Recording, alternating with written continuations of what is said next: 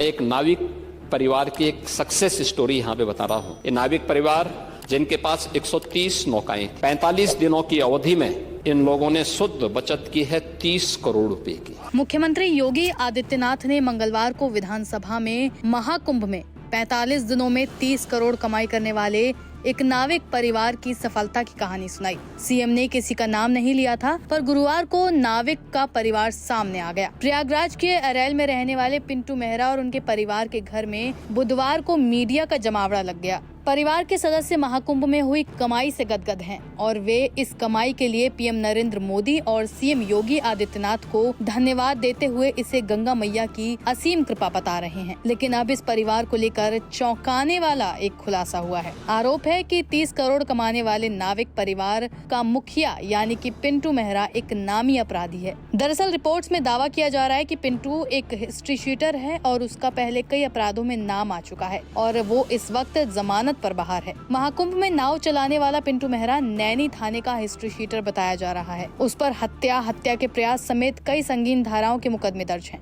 2009 में अरैल में हुए जघन्य हत्याकांड में भी वो आरोपी था और इससे भी ज्यादा हैरानी की बात ये है कि सिर्फ पिंटू ही नहीं, उसके दोनों भाई और पिता भी हिस्ट्री शीटर का रिकॉर्ड रखते हैं। रिपोर्ट्स की माने तो पिंटू अरैल निवासी बच्चा मेहरा का तीसरे नंबर का बेटा है। उसके पिता पर कई मुकदमे दर्ज थे और जेल में निरुद्ध रहते हुए इलाज के दौरान उसकी मौत हुई थी। उसके बड़े भाई आनंद मेहरा के नाम पर भी कई मुकदमे दर्ज हैं। कई साल पहले 2 अन्य लोगों के साथ यमुना नदी के बीच नाव में एक हत्या कर दी गई थी। पिंटू से बड़ा अरविंद मेहरा भी नैनी थाने का हिस्ट्री शीटर रहा है। वहीं पिंटू के रिकॉर्ड की बात करें तो हत्या के प्रयास, बलवा, बमबाजी, फायरिंग समेत अन्य गंभीर मामलों में उसके खिलाफ मुकदमे दर्ज हैं। 2009 में नैनी के लोकपुर में हुए दोहरे हत्याकांड में वो अपने भाई अरविंद और परिवार के 2 अन्य युवकों समेत नामजद हुआ और गिरफ्तार कर जेल भेजा गया। इस कांड में अनिरुद्ध उर्फ बर्रू निषाद व उसके छोटे भाई छगन निषाद को रास्ते में रोककर हमलावरों ने बम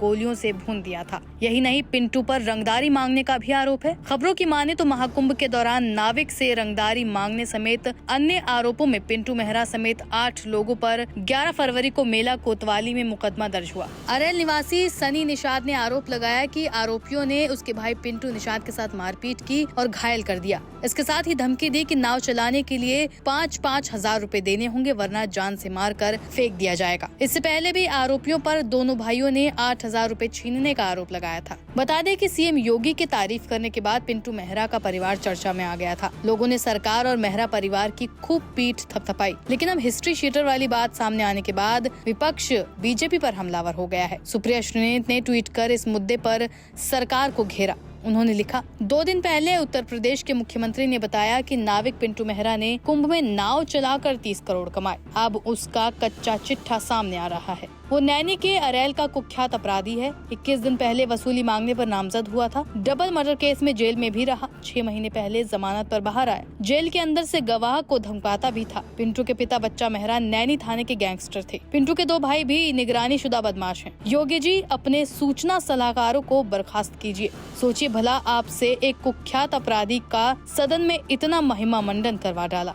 हद है।